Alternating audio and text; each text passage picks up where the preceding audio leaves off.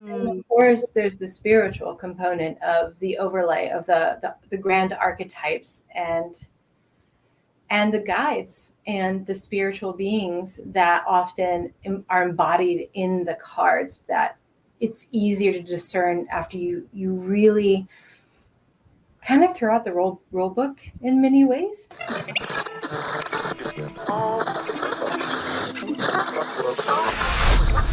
Intergalactic beings of multi-dimensional realities.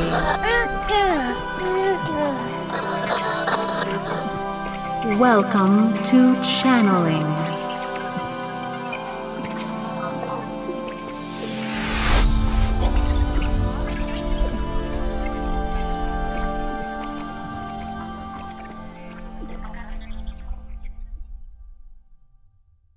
Why, hello, all of you out there. I am so happy that we could be on YouTube land together, live streaming for the first time.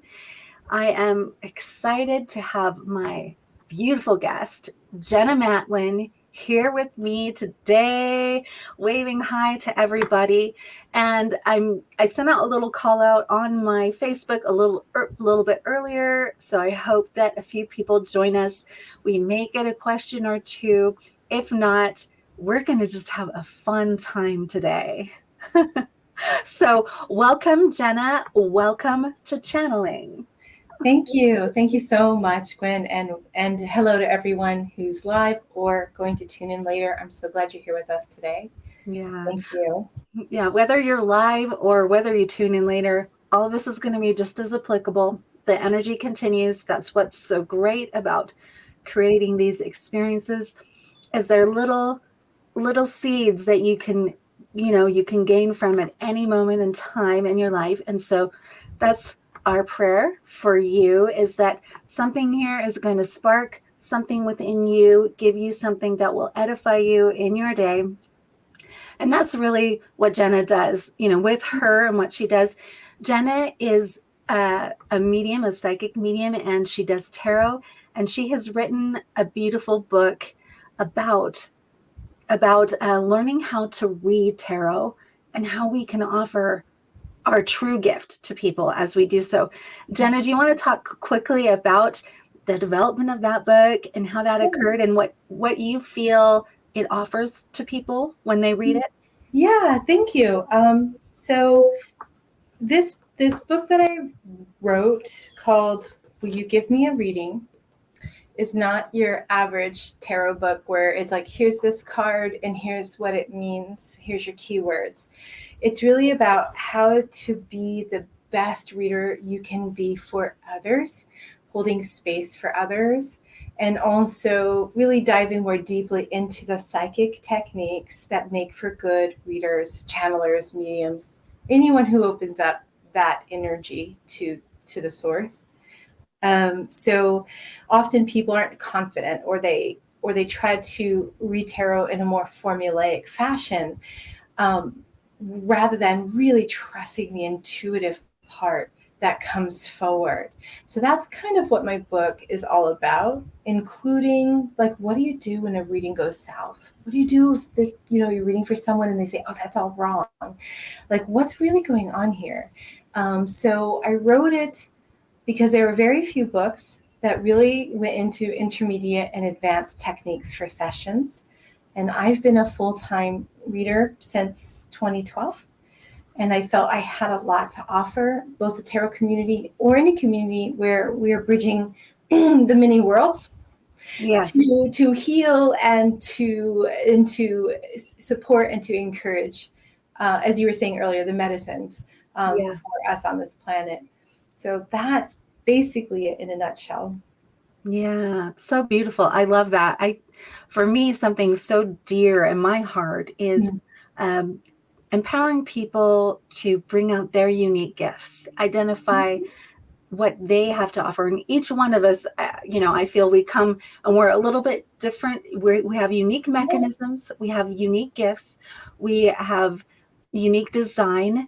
And we each, as we open up, have unique ways that we interpret, ways that we see, ways that different thought patterns or different ways that we can think about things and different ways we express. And so as we do these things together, we edify each other because it's like we're getting a new spicy taste of that carrot cake. This one has nuts in it, and this one has, cardamom in there too, or something, like it's a beautiful thing. And as we learn to express all that we are, I think we offer each other the spice of life. That's the way I look at it, rather than us being dull and the same and holding ourselves in, a small box.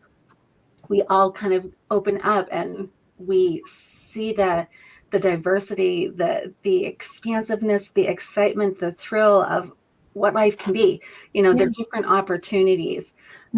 So to me, when I jumped into really opening myself and channeling for the first time, it blew me away. And I couldn't imagine closing that off. It's like cutting, it's like telling myself, oh, I'm going to cut off my arm or cut off my leg. It's like, no. I've discovered more of what I am here. And, why not celebrate it? Why not celebrate it? And so have you ever come across people who maybe were afraid of your gifts when you started developing and you started using them?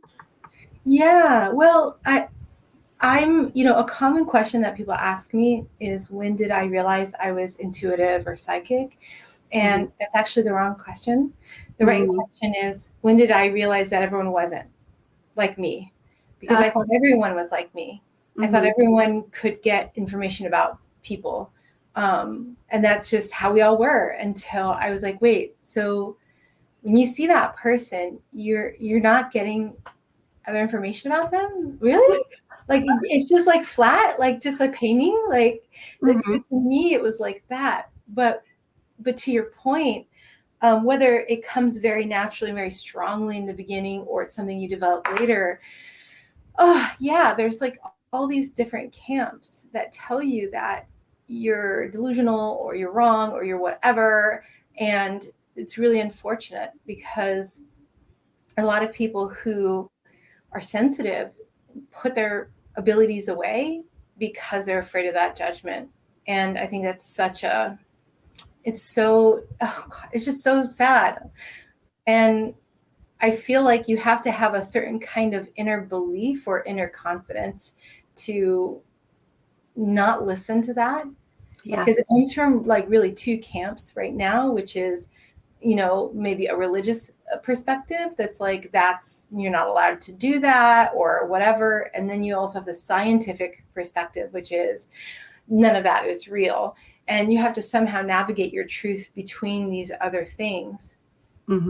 But when we look at indigenous cultures, when we look at classic culture, the gift of prophecy, the gift of channeling, the gift of intuition was celebrated and revered for a very, very long time. So I'm not willing to say that humanity for millennia upon millennia, we're all just mass delusional until religion and science came aboard. Like, that's just, this time now is the exception rather than the long rule of human history on this planet. Yeah. Wow. Well, coming from someone who grew up recognizing their gifts, I think that's amazing.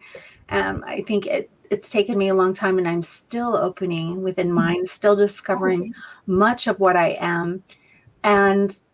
But it's such a gratifying thing, because when I kind of feeling the difference between the two, it's just overwhelmingly obvious. I'd had a sense of, it's like, not all of me made it over here onto Earth, like it was just like, where am I? Why do I feel so, like where's my power? I feel so useless, and all these kinds of feelings that come with that feeling of separation and being cut off, and being able to open and choose. It's like, this is my choice.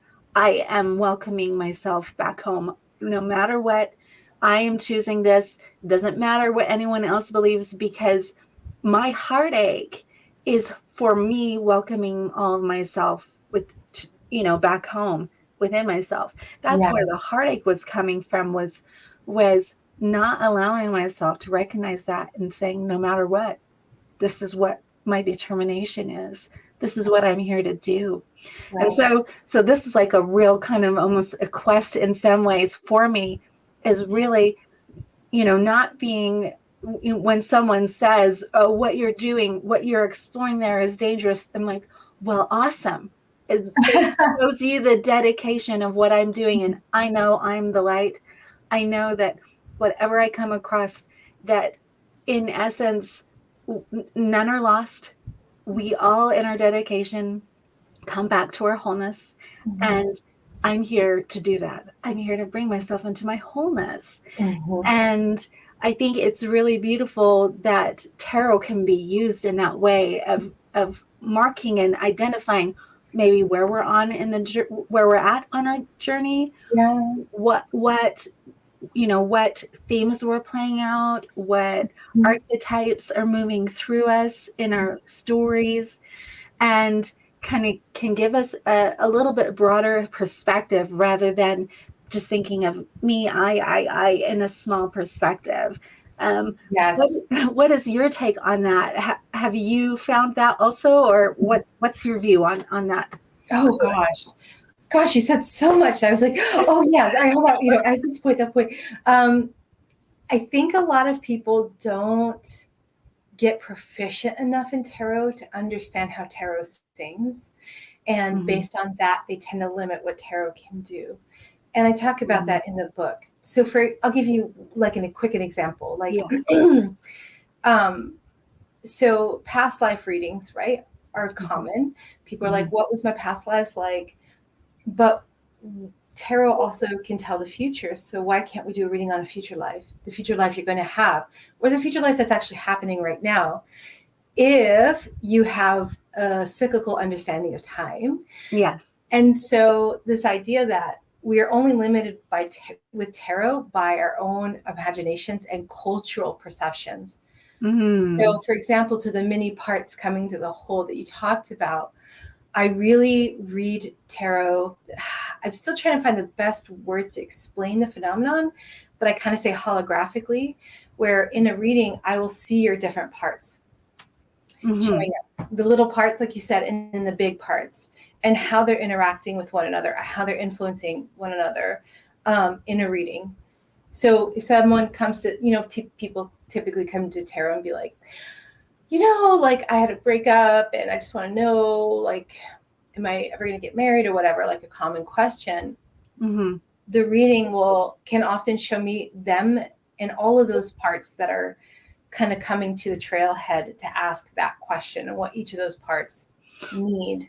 And of course, there's the spiritual component of the overlay of the grand archetypes and the guides and the spiritual beings that often are embodied in the cards, that it's easier to discern after you really kind of throw out the rule book in many ways and see how it speaks to you.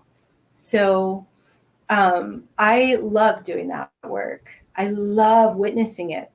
And the cool thing about tarot is when I'm with someone, they can see it too. So I can be like, it's not just my opinion. Like literally, I'm you seeing in the cards what is arising. And then all I'm doing is just interpreting. So like a channeler, a tarot reader, it's like I'm the tarot reader, but I'm not the writer of this message. All I am is a faithful interpreter. Yes. And I try to interpret and relay as honestly as I can. And that's not always easy sometimes, because sometimes those messages are hard for the ego to take. But the more I get my own self out of it, and maybe like my fear or my reaction or whatever it is, to be as faithful to just translating the message as possible. That's where I want to stand in the light with the practice that I do and the service that I give to the world. That's beautiful. As you're speaking, I was imagining myself sitting in front of you Yeah. and um and coming in and being imagine myself as someone coming in for a reading and maybe not having the inquiry at the depth that you might pull up the card reading at. Mhm. In other words, Yeah. that your interpretation might go way deeper than I ever thought, Yeah. maybe citing wounds that that are connected to many, many repeating cycles, many Mhm. times, many lifetimes of experience, so on and so Mhm. forth. And if I'm not ready to hear that, then maybe I might be like, what are you talking about? Yeah. I just want my juicy candy and I want my lollipop. And, like, I want to know if so and so has enough affection for me that I Mhm. can feel secure, you know. And all these things, of course, as a human, we want to know, ultimately, we want to feel secure. We want to feel whole. We want to feel happy. But I mean, there are different levels that we can find our satiation at, Mhm. and I think it's really interesting. Have you had that experience Oh where my someone's God. come in and you're Yeah. like, I can read and feel that you're kind of at this level, but I'm seeing way deep here, and Right. offering you something amazing, but Right. they're not there. Oh my God. I have so much to say because you earlier you talked about, oh, it's my juicy candy. And it's so funny you mentioned that because I call those fast food readings. That Mm, the readings are to ameliorate an anxiety or a worry or to give you hope, but it feels good in the moment, but it may not be like really about like the long-term evolution of you yeah, versus nutritive. So yeah, people often come in for the first, but the latter often occurs. And to your second point, I'm very careful to try to meet people where they're at. And this is why in sessions, people may go, just tell me whatever comes up. yeah, That's dangerous for me because I don't yet know where the consciousness is. yeah, And so I could start it up here and be like, oh my God, the archetypes, like you're blah, blah, blah. And then they're like, yeah, but am I going to get a job? So for yeah, me, it's about what are your questions? And it's not because I'm trying to get intel. It's helping me to determine what we're ready for and what the universe can share that you can accept. yeah. And making sure I'm not losing that person in the process because um, the source will just say what it wants to say often without like, oh, that's going to trigger her and she's going to shut down, so that becomes part of it, which is how do I guide the experience so that whoever's there they're met where they're at, they're seen, they're walked with, they're heard, Hmm. and also they can understand the information. And it's not always, sometimes even the universe is like, no, we're not making this easy for this person. And then for me as a reader, I have to be like, all right, like I know that you're going to walk out of here feeling like I maybe didn't help or like you're frustrated, but Yeah, that I have to release that because that's not really like it's not your I job. wasn't in control of it, Yeah, Uh, yeah, so it's kind of like, okay, I know that this is not what you're going to want to hear, and I know this is going to be hard, but I'm telling you, this is really important and you need to sit with it. yeah, So yeah, you make some really good points that yeah, it makes it tricky to be yeah. an interpreter for sure. Well, I think that's really a beautiful thing to be aware of when you enter into tarot reading. A lot of people, they're like, I want to help people. I want to help people. I want to help people. But there gets to be a foundational real balance, Mm-hmm. and a foundation where you say, yeah, I'm here as a supportive energy for people. Yeah. But my job isn't to make you happy. My job isn't to tell you what you want to hear. My job is simply to convey earnestly and in the most loving manner that I can the information that's flowing through me. Mm-hmm. And I pray it will be of support to you, but it's up to you and your attitude and your consciousness where you're at, what you're going to do with it, what you're going to take, what you're ready for. So this is, I think, an important thing for people to really be with, because sometimes we just want to be helpers, and if we get caught up in what someone's going to do with the information that we share with them, then it can get pretty heavy, I think. Yeah, absolutely. Absolutely. I really try to check my own, I just want to be a rescuer, helper, because often, especially if you're a woman, we were socialized for that role, and then that kind of brings that codependent energy, that kind of brings an ego. So it's so complex. And you have to really always monitor yourself and go, did I lean into some areas of myself because it feels really good that is not in the best alignment here? Like you have to be really honest with yourself, because there are people out there that just love the ego trip of telling people how to fix their lives and what to do, but then their lives are a mess, so I try to stay really as far away from that as possible. And that includes when a reading is like, I don't know, I'm not getting the answer. Yeah. Or they want a level of detail that is not being provided. Yeah. We'll get to like 60% detail and then they want more. And I'm like, I'm not seeing it. And that doesn't mean it's not there. I'm just not going to let your anxiety push me into speculation or to force what the universe isn't ready to reveal. So it's a very complicated, to be that person. That is really interesting. And I love how you put it that way, because what the universe isn't ready to reveal. And I feel sometimes we're all kind of in a unique dances, like I spoke of before with you. And some of us are more in a dance of us really determining how to be our creative selves, how we're making decision, learning how to step fully into that, learning what that creative power is. Or we're in another process, as far as our own self-education, is concerned. And sometimes things aren't ready to be revealed. Sometimes part of it is that we're in the middle of creating it, and other things are involved in it. And so I think as someone going to get a tarot reading, something that we can check within ourselves is, are we wanting someone else? Are we thinking this tarot reader is going to take responsibility for my life? Are they going to have all the answers for me?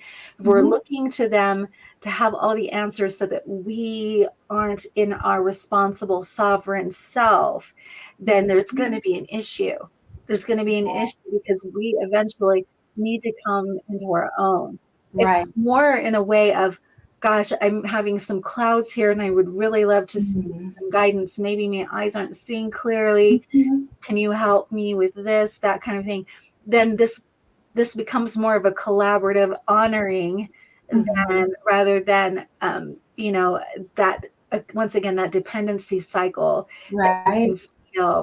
And so I think it's really a kind of a new way of really owning these kinds of readings in this new earth, is really stepping into our sovereignty and knowing, yes, we're here to support and assist each other, but let's bring this into still a sovereign space, us honoring, like, we are infinite, deep beings here having a human experience. And we're just here trying to support and help each other, and offer maybe some insight as to how we can learn, how we're growing, and all of that. I know I've said a lot, but I wanted to jump into this. And if you want to offer, a couple of areas that you cover in your book, that's great. But then I just wanted to jump into some play, because it's playtime. A couple areas in my book. Well, what are people? So there's a chapter I wrote called Being the Reader That They Need. So this idea that, again, we want to meet them at where they are. So even if they're like, I just need to know if he's coming back or whatever, and I don't care about the rest of that, I'm still going to welcome that person to the space. Yeah. Because you never know what they're going to actually take in, or what will hit them much later down the road. Yeah.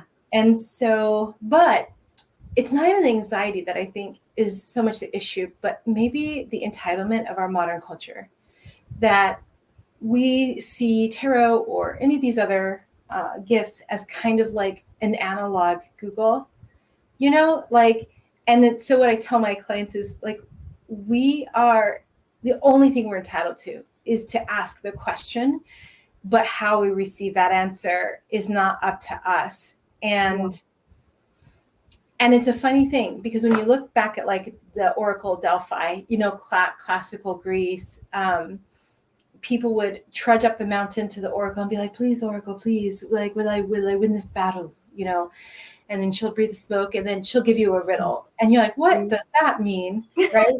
Yeah. And then you're like, thank you, Oracle. And it will take you like weeks or months or years to unravel the riddle and figure it out.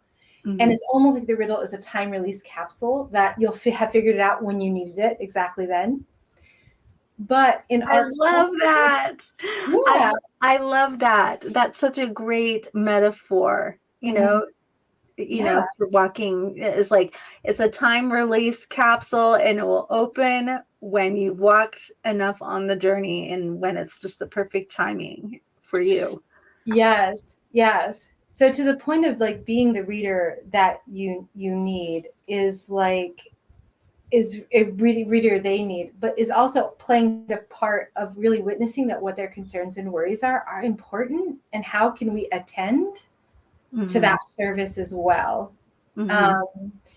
And it's a tough place, because we're kind of sandwiched between two things that have their own goals: the source and then the client.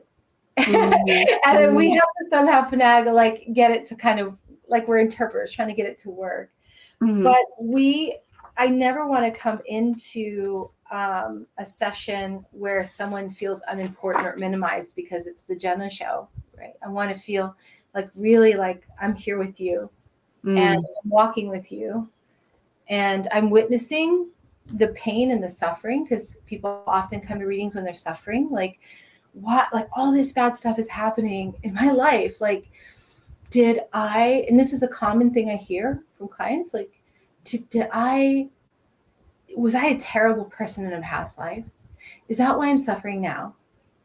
It's a common misunderstanding of some New Age thought. Yeah. In that our subsequent lifespans are rewards or punishments for what we've done. And so therefore you've deserved everything that's happened to you. Boy, that's heavy. Yeah. Oh, that's heavy. Yeah. And untrue. Because in my mediumship work, it doesn't carry over. Like, at least I don't see that. And I don't see punishment in the afterlife. It's more like you're not punished, you're healed. And then you make amends with the new insight and the vision that you have. Mm-hmm. And so people come to tarot, though, because when we're suffering, we want to try to find a reason for it to make it more bearable. Mm. And so half that battle is just really recognizing that suffering, without immediately jumping to the solution always, because that can also be very disempowering. Well, you should just blah blah, and I'm like, but if we're not witnessing this piece that this soul and this body are in this moment, are we really hearing it? And just the act of doing that is so helpful and so healing for trauma, especially. I love that. I honor that. I think that's so beautiful. The huge power of witnessing, the power of just being able to be with, and compassion. Yeah. Compassion isn't, I feel sorry for you. Compassion is, I honor you as a human, and that we suffer, and that we're all in this together, that we feel that separateness, that we feel, these ideas, and we bring meaning to things that we don't have to. We make ourselves suffer when we don't have to. Right. But we're loving people who want to feel love in our hearts, and we're trying to figure it out, you know? with all these circumstances and all these life experiences that we have. We're just trying to figure it out. Yeah. and to have that compassion and that witnessing, I think, is so powerful. So I honor that's a foundation for you. And I'm so glad that you've really shared that in your book, because I feel it is a magic key in healing, being able to be with something and not thinking, oh, what do I have to do in order to fix it? Yes. Because naturally our energy and our consciousness, as we're feeling into the wholeness and we hold on to that pain or hold it in a beautiful way, that naturally magic occurs. Naturally, we want to come into our wholeness. Naturally, we expand into a larger insight. Naturally, it starts to open to us if we allow it. Allow it to. So I think that's so powerful. So I'm so grateful that you brought that through. And that's written down in a book for card readers to read. And anyone who provides any kind of sessions like this book will help. It's not just tarot, but it has the focus, because that's been my background. My friends are like, this is just a book about how to be a good person. And I was like, oh, that's nice. That's nice. How to be a better person. There we go. Yes.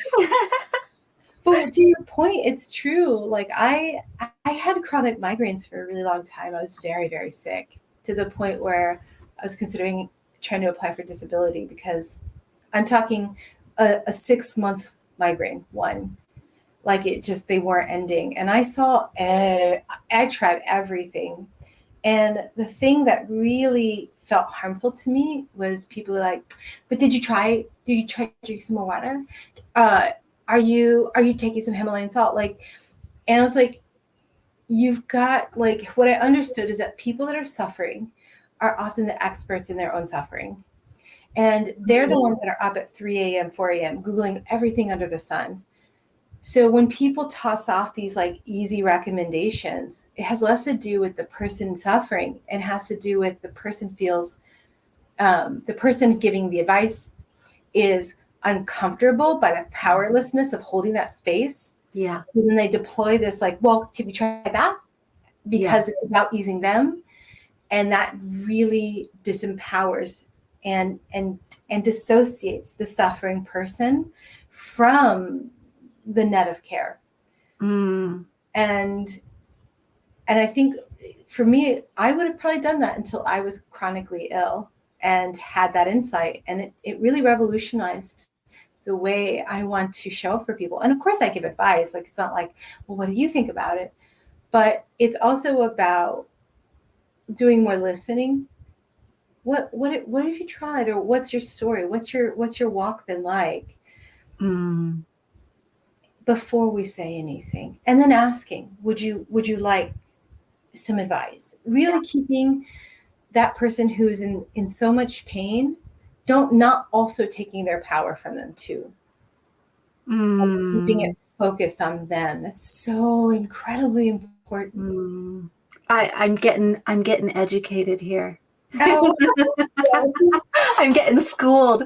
No, because I think we all have certain people in our lives, and I have certain people in my lives who are suffering, and of course I want the best for them. Of course I want them to be eased in their suffering. Of course I want all of these things for them.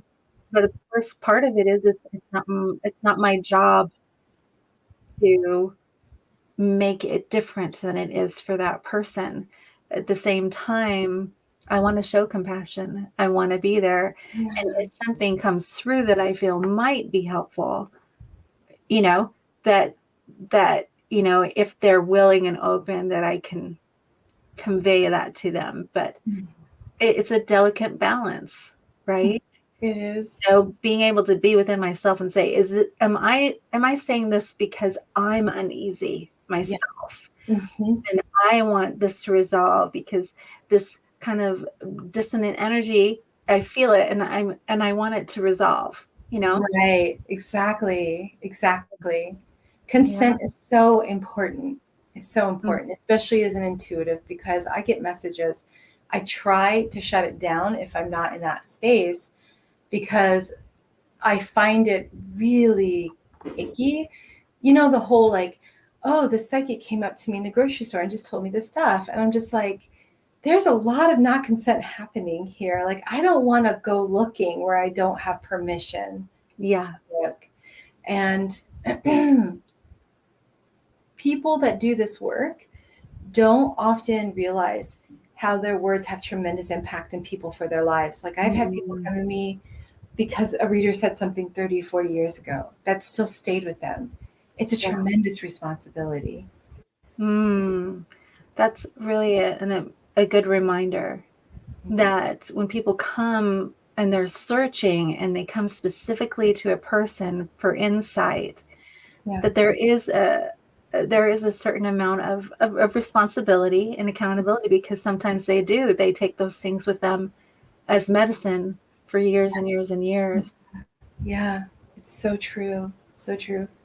Wow. And then you have the whole thing of our defenses, our psychological defenses, and people may instantly twist what you said the moment you said it because they have a part that doesn't want to hear that. Like, it gets so crazy complicated. It does. There's a lot that goes on.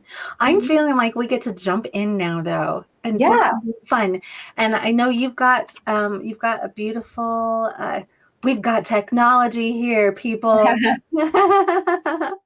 So I thought it would be really fun to do some kind of a reading. Now, you showed me some things you do with charms and with tarot. How would you like to open? Would you like to open with just something surrounding tarot for people, or how would you like to? I'm kind of handing over the reins and letting you jump in and feel how you want to play. Well, I do kind of want to talk a little bit about, actually, you know what? I have something I want to grab really quick. I'm sorry. Let me grab it real quick. No worries. I'm going to offer us background music. Sorry. No, they're not there. I had something that I wanted to use and now I can't find it. Anyways. But with tarot, I think a lot of people are traditionally taught. So how people are traditionally taught is pull a card, memorize the keywords that go to that card, and then spit out a reading based off of some spread. And that's very technical and that's very formulaic. And I'm seeing more and more kind of readers do that. But we're really cutting off that beautiful first sight, that first intuition, when we immediately run to the keyword because we're like, I don't know what that means. So you can come back. I'm going to put some cards out and then we're going to. Okay, excellent. So what I would want to offer is really looking at an image and seeing like where your eye goes. And before you're trying to physically, like with words, decipher the meaning. Okay. So we take one card, right? So this is a key tip, everyone. Yeah. So tip number one. Let's say we have a question. What would be a good question that all of us could maybe think about? How's the summer going to go? Is it going to be super hot? Is it going to be super, all of the storms and stuff or is it going to calm down right through June, July, and August? And so we have the card here. But what I would say for people is notice where your eye goes. Where does your eye land on the image? And ask your intuition or ask your guides, why did my eye go here? Why are you showing me this symbol at this time? Okay. And so here we have an image. Ooh, wow. And the first thing, and I already got what I needed. And it can happen very fast. So if you're like straining for it, it's usually not it. It's usually like boom, boom, boom, boom, boom. Yeah. So for me, the first thing I saw as I turned over the image was her hair whipped back. Yeah. And I was like, Yeah, it's gonna be a kind of a wild ride. There's gonna be a lot of storms, a lot of tornadoes, a lot of hurricanes. I'm just seeing a lot of wind. And so also we see like the skull and then the thing that there could be damage and regret. So that was just that first hit I got that told me that answer. Yeah. Even though none of that has to do with the traditional keywords of this card. Yeah. But if we're panicky going, oh my God, what card is that? Then we actually are cutting short that beautiful first sight that's so fast and automatic. Yeah. That's Did beautiful. anything come for you with this? Well, the first thing that I saw was the hands to the face and the hair pulling back and the skull, the face, the skeleton. And so for me, a lot of for me, it was like a lot of shifting, a lot of surprise, a lot of shock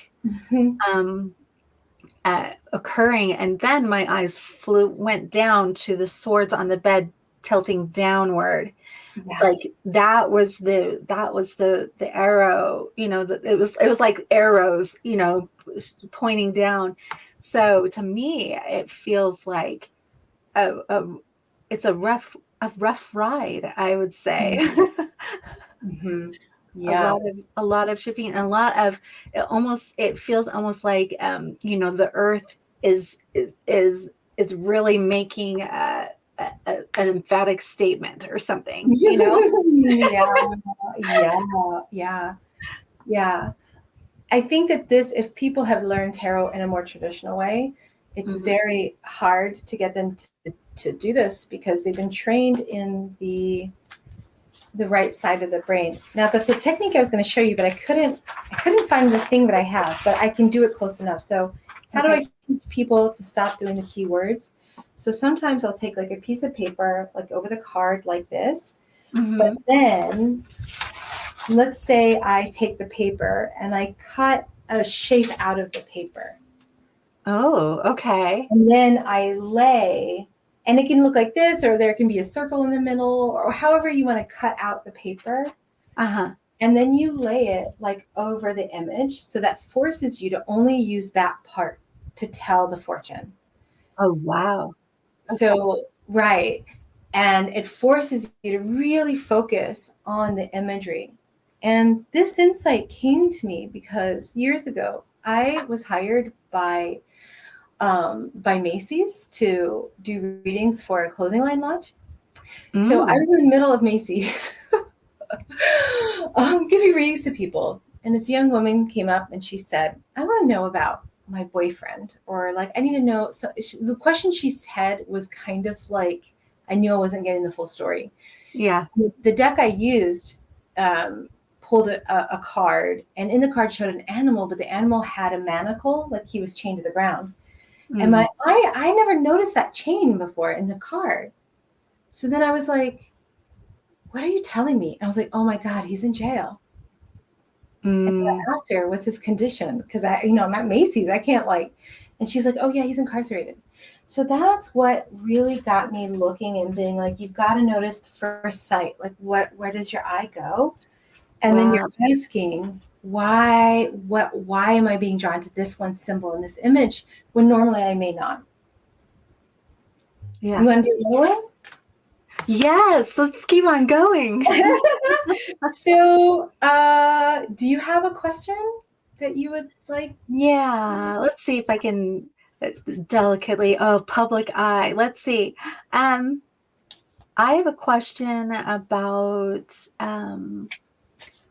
work and stability for myself, and being able to establish a path that feels nourishing, but also is bringing in good income for myself.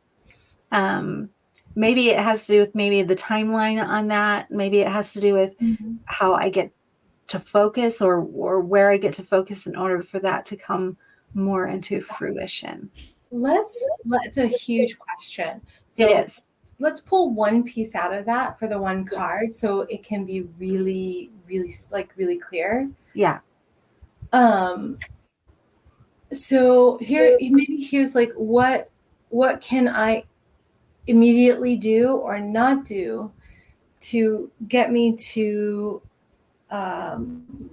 being able to offer my gifts and also make a living, like just like what's life. Yes. Love that. Love that. See, Jenna, a great card reader will help us hone in our questions. I have vast questions often. I feel like that's half the work. Like Albert Einstein had a really good quote that said, if you give me 60 minutes to solve a problem, I'm going to spend 59 minutes getting to the right question that will then solve the problem. Nice. And so I feel like that's half the work, is on the logical level, trying to try to pull apart and then let spirit come in after that. So, all right. So here's the card. Perfect.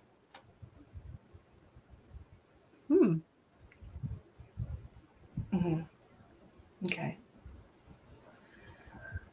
Ooh, I felt a hit to my third eye. It just went like it just kind of illuminated. If that makes any sense, that was fun. Would you like to say anything, or would you like me to start? I would love to hear you and what you see, because this is a really interesting. I love that this is a cool card. Yeah. So the first thing I noticed was the hand around the chalice. And then the second thing I noticed was the hand around the fish. And I was like, what is this about? And I feel like the one tip is to balance your life a little more intentionally in terms of your time management. That's the first one. And then the second one I got was really getting clear on offerings that you need to be compensated for, and also things you want to give as gifts. And really going, how much of this do I need to, like, well, when you look at it, I look at like that fish, loaves of fishes. This is like the resources in hand, but also the chalice is what you're giving to others. And that there needs to be a balance here between the two, which would suggest to me it's something that either you've been working on or something that has been maybe a challenge area for you in the past around your services and offerings. Yes, so that is the ultimate question for me. Yeah. Beautiful. And then King of Cups is really, I mean, if we want to move into more of the key words of the understanding of the card, like that is one of the traditional jobs of King of Cups is the chaplain, like they work in spiritual worlds, the shaman, they are holding space for people. But for here, I see it's a balance of what you are asking for from others in terms of money, so you can pay rent or food and all that kind of stuff, and also how you want to give outside of that. That's really the big piece that comes up for me as I immediately looked at that card. Okay. Yeah, that's a consideration for me, because I feel like I earn my money in a certain way, but when I do it, it's good and it helps me. But at the same time, it's like I want the two of what I'm offering and in my deep desires to be also the same thing. And so I'm trying to figure that out, how they come together. Yeah. But maybe, looking at this, is it saying it's okay for them to be separate? No, because the question was like, what should I be doing? Right? Like what's the tip? And the tip is, this is two separate. There should be an integration here that feels, so there should be an integration. Feels a little more healthy or has flow for you. Okay. Perfect. Nice. So that's like one of the things that I think is helpful for people, is just look and see, and then listen. As you look at that image may spark an image within you, or a knowing, or just like, oh, I think I know what this is talking about. But the problem is sometimes trusting that. Yeah, one thing, Jenna, that I'm seeing and what's coming up is below is the faces of the man and the woman staring at each other. And Mhm. I feel like there's another piece there. Mhm. And I'm looking at it and I'm like, my first intuition was like, oh, I need to work in coordination with the masculine or with another person. But then I don't know. I'm not sure what you got, what that Well, it wasn't symbolized. that's what I got. Yeah, Like yeah, that's what you got. So you got to interpret that. But what I got was this. yeah, yeah. So I think maybe in my life there is another question surrounding that below. Mhm. Yeah. Yeah, possibly. Or it even could be like the people that you serve, Okay. Yeah. right? Because the man and the woman are seated as a on the robe of the king, Mm. Yeah. like artwork of the robe or a window, Mm-hmm. and the king is holding space for that. So it could also mean the people that you're serving and Yeah. what you're serving them towards. And we see two smiling faces looking at each other, and Yeah. we have water, which is emotions and feelings and just depth. So, Mm. but that wasn't where my like initial hit went. So, Yeah. No, but it's this is good. why I'm careful with the questions, because I never want to accidentally like predict more than may be there, because it just makes sense to me. Like Yeah. if it's not that initial hit, then I'm careful with it. Yeah. So, because sometimes speculation will take us down the wrong path, but it's hard to always catch. I Yeah. have to watch it all the time. Mm-hmm. Cool. Well, Yeah. this is beautiful. You were talking about using charms and different things like that. I Yeah. was curious as to how that interacts with the experience or what you do with charms. Sure. So another thing I love is overlaying charms over readings, just to get like another layer of meaning. So if we had another question, let's do something that everyone might know about. Like, what is going on right now? Oh, did you know they just found ice on Mars? Liquid What was ice, like what? water ice, yeah, on Mars. Wow. Okay. So maybe we can ask, what does this mean for humanity in the short term? Like, what is this? What does this unlock? What does this mean? And then Mm-hmm. we'll just pull one. Oh, it's so funny. Another king. Wow. Oh boy. And just watching where your eye goes and not like forcing it. Do you have anything that's coming to you? Well, the first thing that I saw was the word stabe, Ah, staff. and it Mhm. jumped out at me. And then I came up to the iguana that was tucked right into the arm of the king. Yeah. That naturally flowed up to the top if I did it. But yeah, those were kind of Mhm. the three. They were like boom, boom. And the main one that was focused on the iguana tucked into the arm of the king. That's what Yeah. first hit me. And what did that spark within you? Did that give you any information or messages? Um, I, I didn't know what stabe meant. I almost read it as stable or stability or staff. Yeah. Yes. Um, and this feeling of life and the kind of anthropomorphic nature of life, and how it follows a certain line, and Mhm. it's like we can decode and decipher from that line that it follows. So that Mhm. that was kind of my initial feeling of it. Mhm. Yeah, it's interesting that your eye started at the bottom and then went up, like kind of in the up and almost a little like diagonal Mhm. direction. Mm-hmm. I think there's some importance in that in some way. Like that's where you went up, you went down and started up. I think that's interesting. I also, it might be an iguana in this deck. Traditionally, these are salamanders in Salamanders. tarot. Yeah, I wasn't sure what it was. And I don't know. Yeah, I don't know if that's, they look like iguanas and lizards.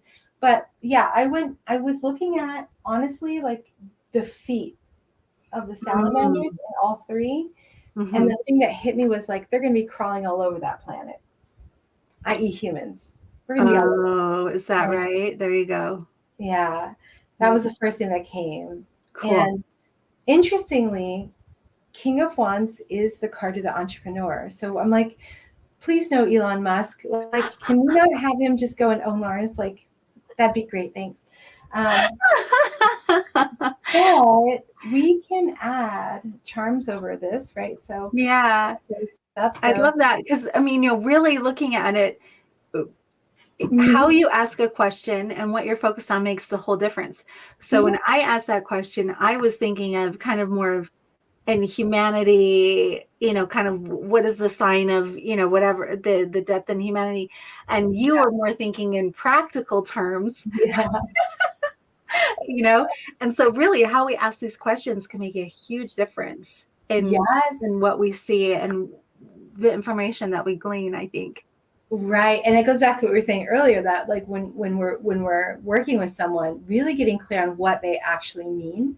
Yeah. Because that is exactly kind of a trap, because I've had that where people are like, well, I just want to know just whatever. Like, and then they're talking in very high level language that makes me think, oh, they're really wanting a more spiritual, archetypal. But actually they didn't want any of that at all. They wanted like the mundane. And so trying to determine where on the line of consciousness are they sitting as they're asking these questions is really helpful for how we speak the perspective that comes through. Yeah. But I think they're both true. Yes. They're both true. Yeah. So we can also, so these are my charms. There's probably like, I don't know, like over maybe 200 to 300. And I love this because for me, it's such a randomized thing and it feels really spiritual. Like there's a lot of entities getting in to like influence what's being cast and where. And I use it for mediumship really successfully. So I'm excited. I'm excited about these charms. So let's see here. So it's harder to tell in the camera, but here's what we have. So we have a spider coming into the image. We have a hatchet leaving the image. We have a bell. We have a butterfly. And we have a crown. Wow. So I think there's a lot being said here. And I look at the charms as the charm is interacting with the images. So for example, we have the spider here being, and then this is kind of like a lion spitting fire. So the lion is spitting fire towards the spider. So I see that as just a lot of jockeying for access or control. This is really interesting to me. The crown. So it's hard to tell because it looks 2D to you guys, but it's just a little crown. It's a little cute little crown. Yeah. And then we have the butterfly like flowing this way where the king is looking. So some of the top of the fields of innovation and innovative minds, and it is going to usher in a very fascinating time of discovery and invention. Because for me, butterflies are ideas and insight and like, oh my God, like, oh, I've invented this thing, and it's the crown of it. So this is necessitating that. Interesting that the king is looking right at the hatchet, but the hatchet is swinging away.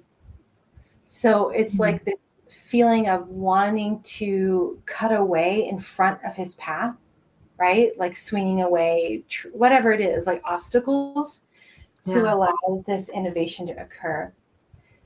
And then finally, you have the bell. So for me, bell is like spirit saying, pay attention. This is important. Like bring your attention here. And it's on kind of the edge of the salamander, but it's also like it's laying on its side. And that means for me that there needs to be a message around really, how do I word this? Sometimes I have a hard time putting things into words, what I see, but everyone has to keep their eyes on what happens there and not like, and not let things go off the rail or be taken for bad energy or bad intention before everyone notices what happens. Like there's a sense of like, don't lose the alarm. The alarm is important. Keep it functioning, keep it upright. Yeah. So so you can do that. And then there's also, I know we don't have a ton of time left, but we talked. Well, I loved how you described each one of those. Because like what was coming through to me was similar, but it was just said slightly differently. And it's so interesting because people, I think, find maybe when they start working with someone, they find someone with a language that sometimes feels familiar to them, or they start listening in and they hear the language of the reader. And I think it's so interesting. I'm like, oh, okay. Yeah, exactly. Like we are all, there are a lot of hairdressers out there, but you find yours. Yeah. And that's it. So who might have synergy with me, may not with you, and vice versa. And that's perfect. That's what that's what we want. We're, it's about that. But I wanted to show this because I know you liked this a lot. So I wanted to. Yes. I was like, oh, this looks so cool. So I do this a lot for clients. Like if we're looking for something very, very general, we don't have questions, or mediumship, because it's a wheel of the astrological year, right? So we start off with Aries and then I'll go all the way to Pisces. And then I'll just cast charms over it. Perfect. To give us a sense of what are some energies in play, what are things to kind of keep in mind, what's going on. So I'll just do a little bit of that. Perfect.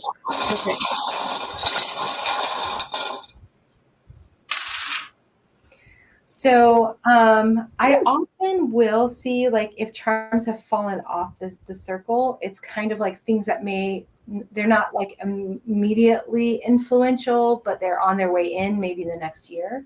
Wow. How cool. Let me pull in. So here we have what fell. So we have a bunch of stuff in the house of Libra, the house of Scorpio. We have some in the middle. And then we have some in the house of Aquarius and Pisces. Wow, it's all the spiritual houses. Nothing fell in like Taurus, which is like resources, like home and family, all spiritual. Even it skipped mostly the 10th house, which is work. So it's all about this line of spirituality. So even just looking at that would say, okay, this is the focus of the message. Like we're not talking about the mundane, right? It's like that higher level stuff. So then you'd have, partners. Yeah, partners is there. So cosmic +1 partnerships. We have the cannon and we have the swallow. And for me, the cannon is another like, boom, pay attention. Like, boom, there's something that's going to call your attention to what's going on in this partnership or relationship. And then you have the swallow, but the swallow is also touching the house of spirit, which is Scorpio. I feel like I didn't cast this for you per se. I don't want to like get your like. It was cast for me. But as an example, if this was somebody I was reading for, I'd be like, something's going on with your partner that may be subtle, and you really have to, if your intuition is telling you something is off, do not listen to them saying everything is fine. Yeah. There's a warning here for them and you that you've got to pay attention to, and it's going to come from an intuitive space, but it's going to be loud, clear, and undeniable. That's the canon. Yeah. Then you have the helping hand. The message is of a helpful nature to that person in the partnership. It's also partially, it's moving from higher truth to spirit to partners. So higher truth, this information is going to be really clarifying something that has been unclear for a while. And it's going to be like a lightning strike. Like, I know exactly what this is. I know what's going on here. Oh, And cool. the thing is a good thing, because we also have the clover, which is, and this is a good thing that this happens. So that may be a way I'd read it. And then also you have in aspirations, the house of Aquarius, you have the fish. And interestingly, the house of secrets, you have the little girl charm, but she's upside down. And then here you have the little smiley face. So as a little girl, but this is also like the unconscious. Yeah. So this could be something like you're going to be getting more memories or dreams about your childhood, possibly, that are going to come up for you to work with. But it's nothing that you know right now because she's turned away. So I'd be like, this is something because a lot of people will go, oh, I think I know what this means. It means this. And then you'll say, no, it's something else, because it's still hidden from us, but it's on its way. Yeah. And then you have aspirations and secrets, and whatever comes up in that unconscious place is going to be rich resources towards how you want to show up in the world and how you want to give those resources. So it could be that as well. And then you have the smiley face upside down. So smiley face is usually like things are good, and things that are in the middle are kind of like pervasive themes. So it being upside down doesn't mean the opposite of it, but it's more like the thing that maybe you really want to feel very, very satisfied. It's not going to happen quite this year. It's on its way though. Okay. Yeah. So yeah, that's kind of the charm casting in a very brief little nutshell. That was powerful. What is the charm that was just outside? So that is the hand holding the cards. And I don't actually know. It's something on its way. It's not here yet. Gotcha. Yeah. Sometimes these are clear, sometimes they're not. It just really depends. Nice. Well, I love that. That was powerful. I felt that. Yeah. Oh, well, I think there are a few people who are watching this who are like, I need to get in with Jenna. It's fun. Like I really enjoy what I do. I really enjoy what I do. Yeah, that's so beautiful. I am just now when you're done with a reading for someone, is there a typical way that you kind of end it, that you close up having your experience with someone?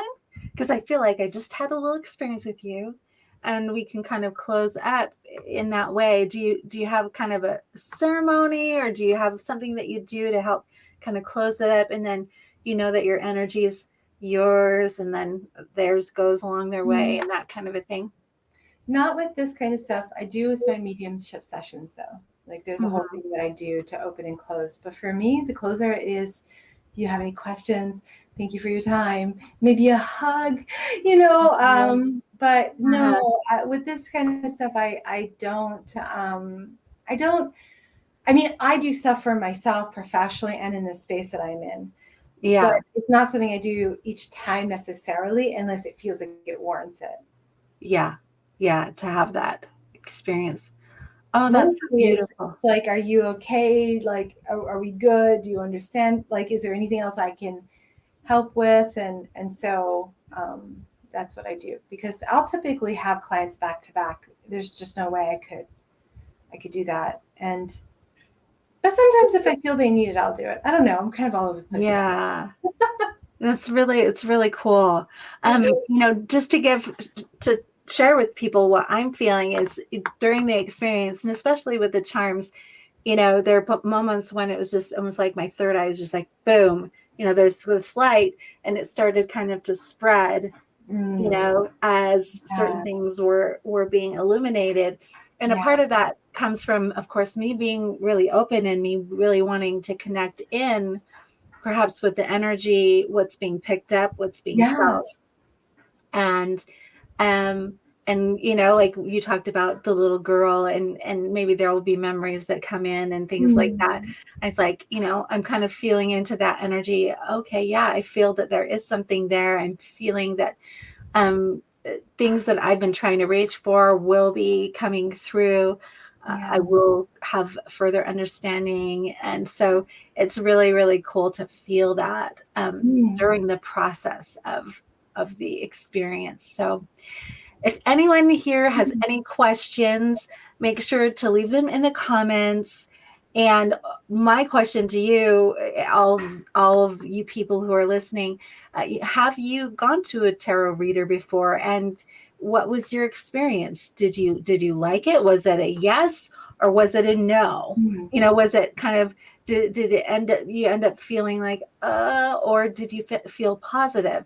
So I'm kind of interested in hearing your experiences coming into tarot reading. And I just want everyone to make sure to check out Jenna's book. Jenna, hold up that book for us again. Yes, reading. Will you give me a reading? So Jenna, thank you so much for being here with us, and welcome to Channeling. I am so glad and so proud that you are my first live streaming guest. We're having fun here. And I just hope you have a beautiful day and wish you the best wishes in your career. I feel like it's blossoming. There's more and more coming through to you, and you're going to just share so much with the world. And Jenna, can you tell everyone where they can find you? Yes. My name mostly, jennamatlin.com is my website. I'm on Instagram as Jenna Matlin. I'm on TikTok as Jenna Matlin. I'm on YouTube as Jenna Matlin. I'm pretty easy to find. And however you want to connect, if you need a session, if you want to buy a book, if you want to take a class. Oh yeah, I have a class that I'm launching in August called Spectral Reader. And it is a mediumship course for tarot readers, specifically from their perspective and their lens. And so that starts August 1st. I'm really excited about it. I've got a lot of people already signed up, and we're going to play. So thank you so much for having me on and playing with you. This has just been wonderful. So what a wonderful way to spend the morning. I know. Thank you so much once again. And I look forward to continuing keeping in contact and watching what you're doing just blossom and bloom. And thank you for all the guides who've been here. Normally I end with a reading or a channeling, but we've already done that. You did it for me. Just in a bright and vibrant and different ways. So I thank all the guides who've been here, all you are here. And I usually end with this beautiful saying, everyone just own your stage and play on. All right. Bye, everyone. We're going to end the stream. Sending love to everyone. Bye. Bye-bye. Thank you for joining us on this episode of Welcome to Channeling. Till the next episode, own your stage and play on.